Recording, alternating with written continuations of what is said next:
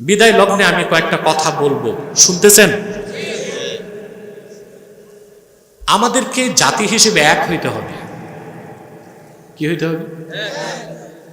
এখন এক হওয়ার ফর্মুলা কি, এটা কেউ বলে না। এটা কেউ বলে না।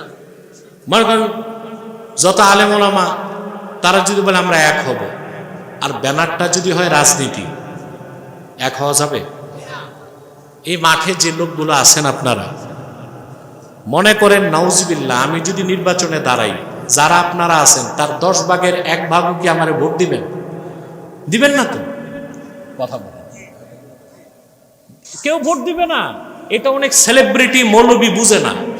মাঠে যা লোক দেখে মনে করে সবই তো আমার। পিসাব যত মুরিদ দেখে মনে করে সব আমার। ভোটের বেলায় জামানত গেছে, ভোটের বেলায় যা দেখেন লোক, এগুলো আমার আপনার না। স্বপ্ন দেখে পাস, রেজাল্ট হচ্ছে বাস। তার মানে এখানে যদি আমি রাজনৈতিক ইস্যুটা আনি, সব ভাগ হয়ে যাবে। জামাত একদিক, বিএনপি একদিক, আওয়ামী লীগ একদিক, এনসিপি আর একদিক, মাঠ খালি। কথা বলেন। তিনটা ইস্যুতে আমরা এক হইতে পারি, কি কওমি, কি আলিয়া, কি হেফাজত, কি খেলাফত, কি জামাত, কি বিএনপি, কি আওয়ামী লীগ, সব মুসলমান এক হইতে পারে তিনটা স্বার্থে। বলবো ইসলামের সুমহান স্বার্থ রক্ষায় আমাদের ঐক্যবদ্ধ হতে হবে। মুসলমানদের মৌলিক দাবিগুলো আদায়ে এক হইতে হবে। আমাদের দাবিগুলো আদায় হয়? 50 বছর যাবত এদেশের মুসলমান বলতেছে কাদিয়ানীদেরকে অমুসলিম ঘোষণা করো। কোন সরকার করছে? কারণ আমরা এক হইতে দিনের স্বার্থে আমরা রাজপথে নামি, আমাদের ট্যাক্সের টাকায় কিনা বুলেট আমাদের বুকে নিক্ষেপ করা হয়, কারণ আমরা এক হইতে পারি নাই, এক হইতে পারি না। 3 নাম্বার একটা ইস্যুতে আমরা এক হইতে পারি, দেশের স্বাধীনতা রক্ষা। দেশের স্বাধীনতা রক্ষা। আমাদের এই 3টা স্বার্থের বিরুদ্ধে কাজ করতেছে 3টি অমুসলিম সম্প্রদায়। তার মধ্যে সবচেয়ে জঘন্য হচ্ছে কুখ্যাত কাদিয়ানী সম্প্রদায়। নিঃসন্দেহে তারা কাফের এবং অমুসলিম।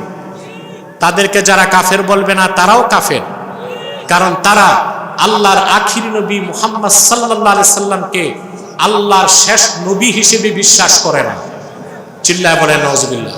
ক্বালা ওয়াল্লাহি ইন্না মুহাম্মাদান সাল্লাল্লাহু আলাইহি ওয়াসাল্লাম লা সাদিকুন ওয়া মা কাযাবা মুহাম্মাদুন সাল্লাল্লাহু আলাইহি ওয়াসাল্লাম ক্বাত্তু। কাবার মালিক আল্লাহর কসম করে আমি সাক্ষ্য দিচ্ছি, মুহাম্মদ সাল্লাল্লাহু আলাইহি ওয়াসাল্লাম মহাসত্যবাদী। মুহাম্মদ সাল্লাল্লাহু আলাইহি ওয়াসাল্লাম কোনদিন একটা অক্ষর মিথ্যা বলেন নাই। কার কথা? আবু জাহেল বলছে।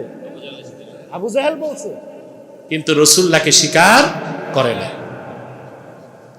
কিন্তু একটা বিষয়কে আবু জাহেল সহ কোনো কাফের মোটেও স্বীকার করতে চাইতো না, ওইটা হচ্ছে মৃত্যুর পর আল্লাহ জিন্দা করবেন। ওরা বলতো, এটা আমাদের বুঝে আসে না, এটাকে কোনোভাবেই মানতে চাইতো না। ওরা বলতো, তারা বলেছে মা হিয়া ইল্লা হায়াতুনা দুনিয়া নামুতু ওয়া নাহইয়া ওয়া মা ইউহলিকুনা ইল্লা দাহর। এটা মক্কার কুরাইশ কাফেরদের কথা। মা হিয়া ইল্লা হায়াতুনা দুনিয়া, এই যে দুনিয়া আমরা আছি, এটা কি? নামুতু ওয়া নাহইয়া, প্রকৃতির নিয়মে বেঁচে আছি, মরে যাব। নাউজুবিল্লাহ।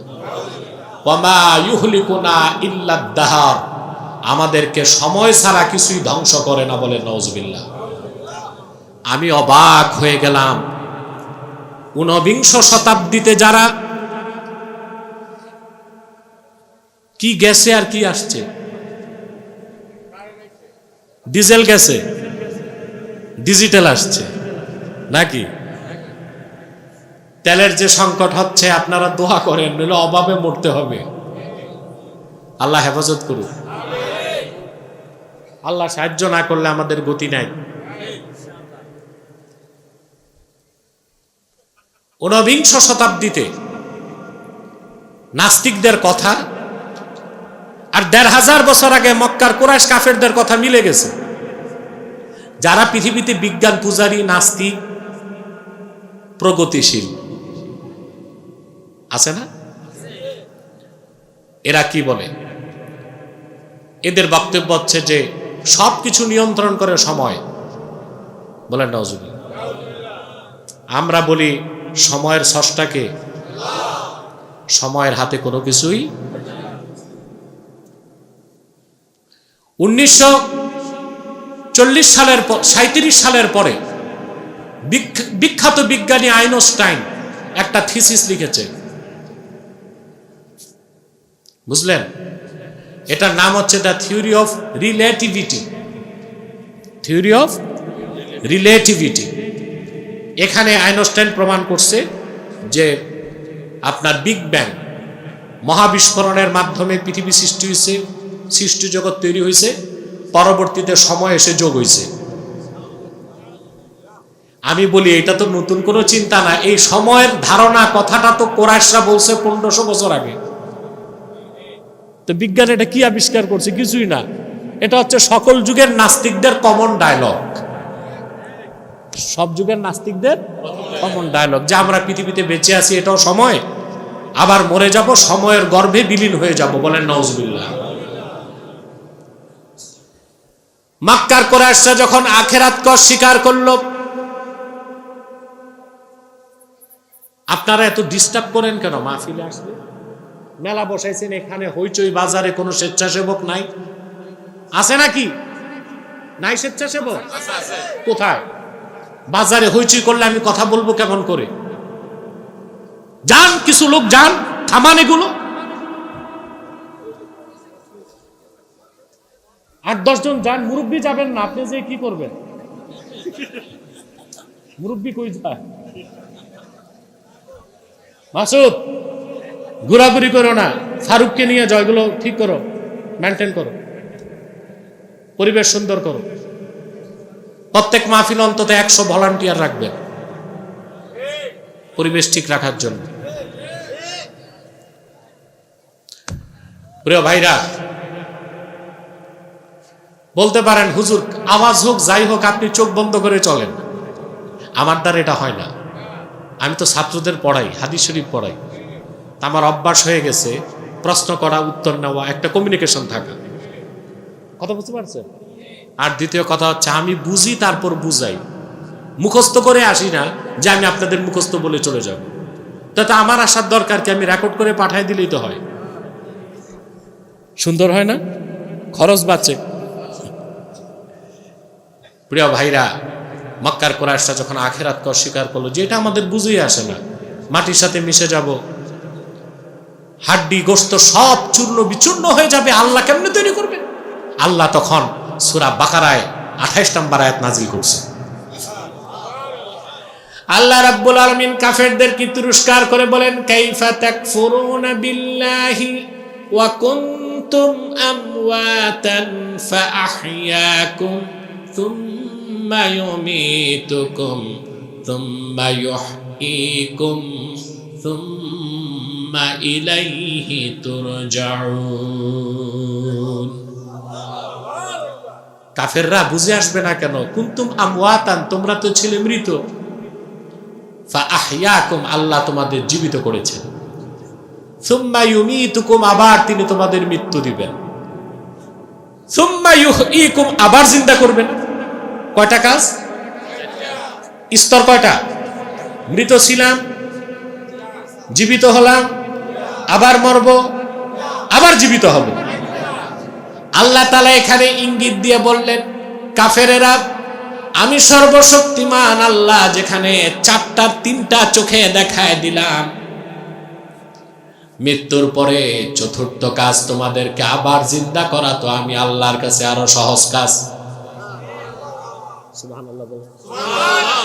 সহজ না? আমরা ছিলাম কি? মৃত। জীবিত করছেন কে? আল্লাহ। আবার মৃত্যু দেন কে? আল্লাহ। 3টাই তো চোখে দেখা। 3টাই কি? সুম্মা ইউহয়ীকুম, তিনটা কাজ যিনি করে দেখায় দিতে পারলেন, আবার জিন্দা করা সে আল্লাহর পক্ষে সম্ভব না অসম্ভব?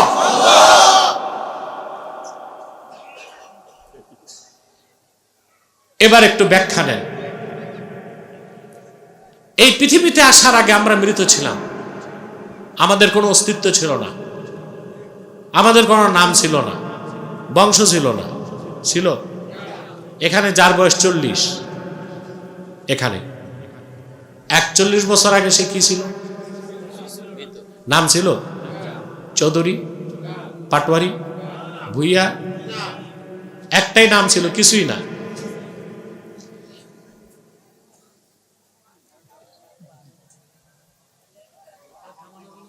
হ্যাঁ, এখন কিসের তাবারু?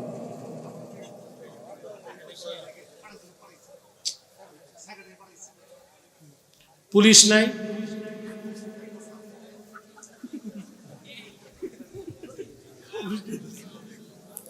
পুলিশ খাইতেছে, খাইতে গেছে, আসার সময় পাই নাই, যাওয়ার সময় মনে পাবো না। তোমরা এসব ওয়াদা ঠিক না রাখলে আমি তো ভবিষ্যতে ভয় পাবো আসতে।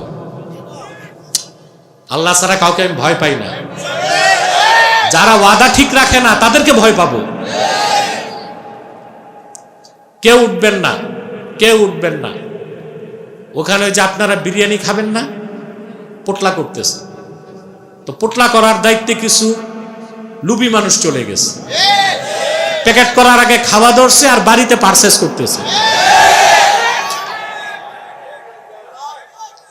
আমি 5 মিনিট সময় দিলাম, এই হইচই বন্ধ করবেন, নতুবা আমি মাইক ছেড়ে নেমে যাব।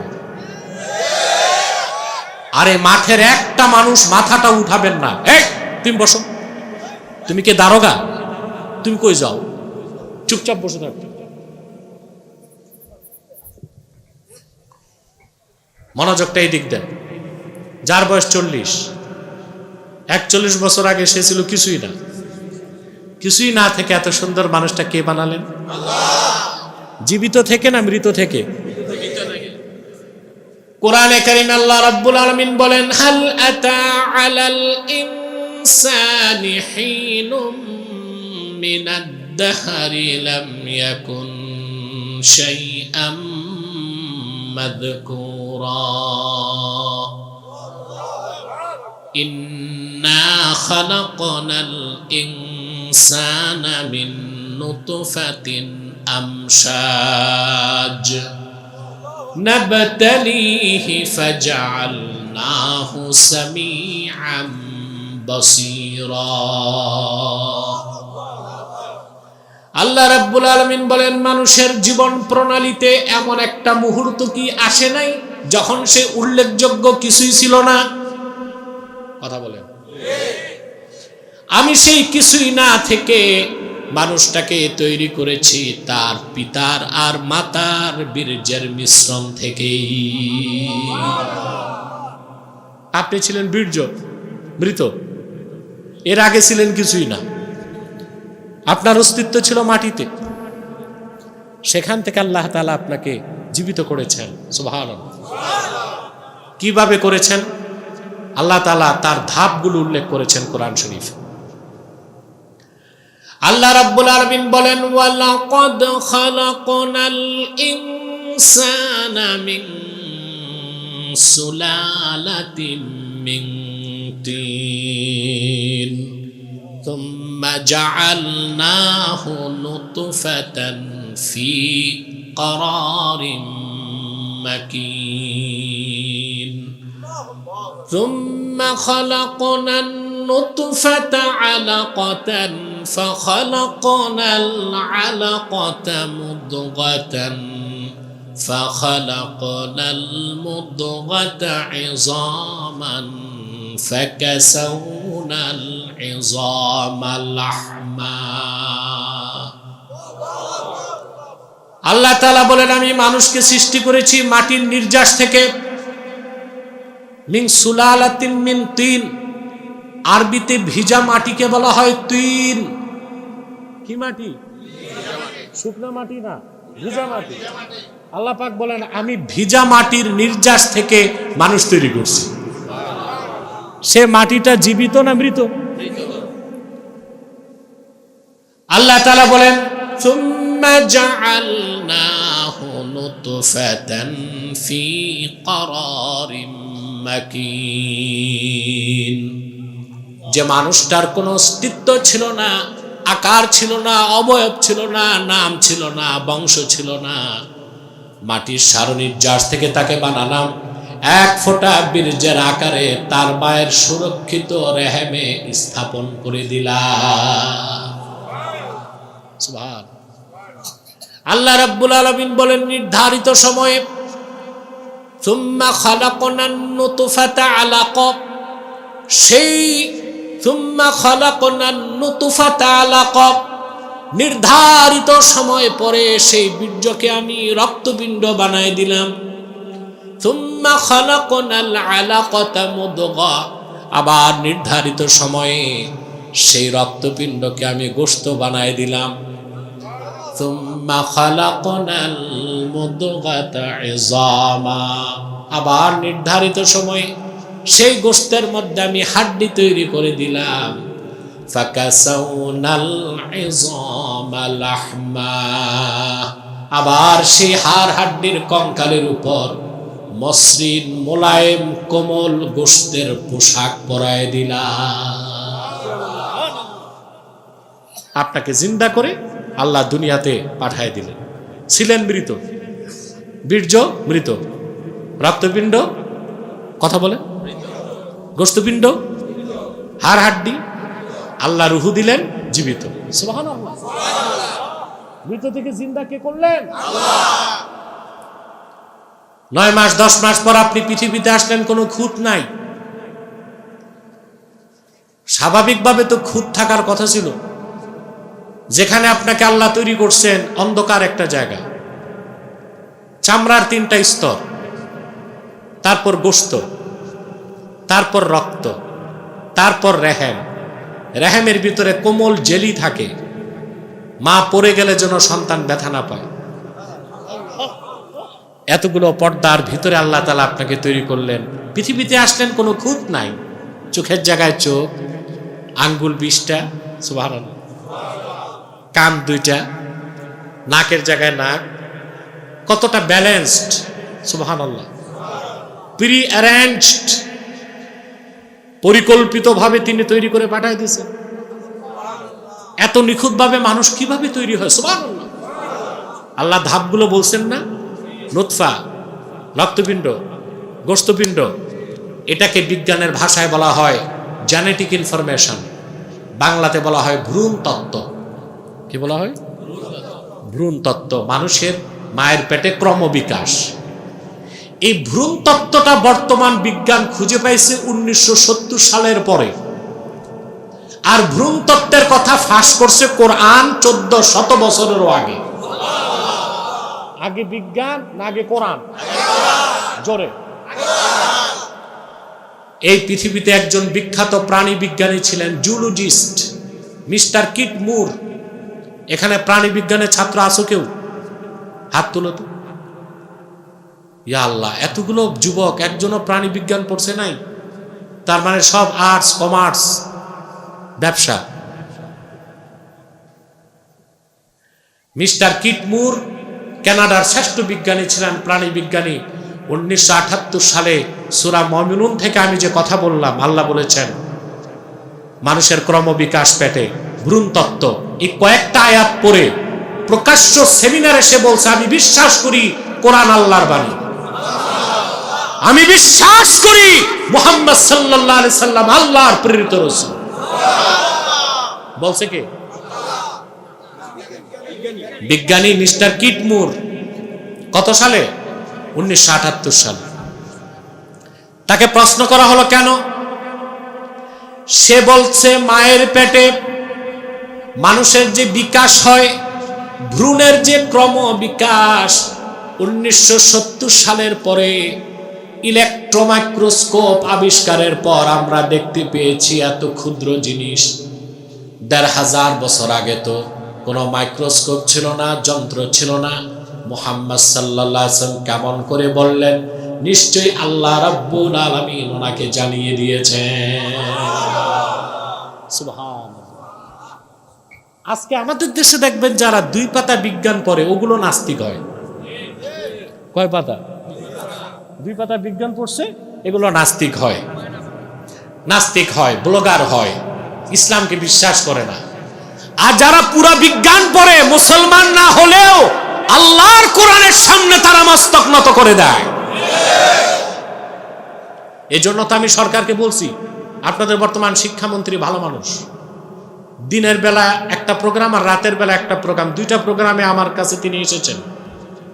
আমি তাকে পরামর্শ দিয়েছিলাম, তিনি তার আইডিতে আবার সেটা প্রচারও করছেন নির্বাচনের আগে। আমাদের দাবি হচ্ছে শিক্ষা ব্যবস্থাটাকে ইসলামাইজেশন, ইসলামীকরণ করতে হবে। এর মানে কি সবাই আলেম হবে, বক্তা হবে, ইমাম সাহেব হবে? না। ইসলামাইজেশন অফ এডুকেশন, শিক্ষা ব্যবস্থাকে ইসলামীকরণের অর্থ হচ্ছে বিজ্ঞান, প্রযুক্তি, পদার্থ, physics, chemist, zoology, botany, cosmology, artificial intelligence, robotic science, এই সব বিদ্যাকে ইসলামী শিক্ষার ফ্রেমে ঢুকাইতে হবে। ইসলামী শিক্ষার ফ্রেমে ঢুকাইতে হবে। তখন দেখা যাবে আমরা বড় বড় বিজ্ঞানী পাবো, ডাক্তার পাবো, ইঞ্জিনিয়ার পাবো, প্রফেসর পাবো, মন্ত্রী পাবো, সচিব পাবো, এমপি পাবো।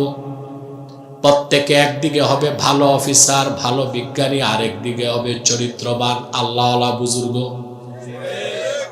চুরি থাকবে? দুর্নীতি থাকবে? এখন চুরি আছে,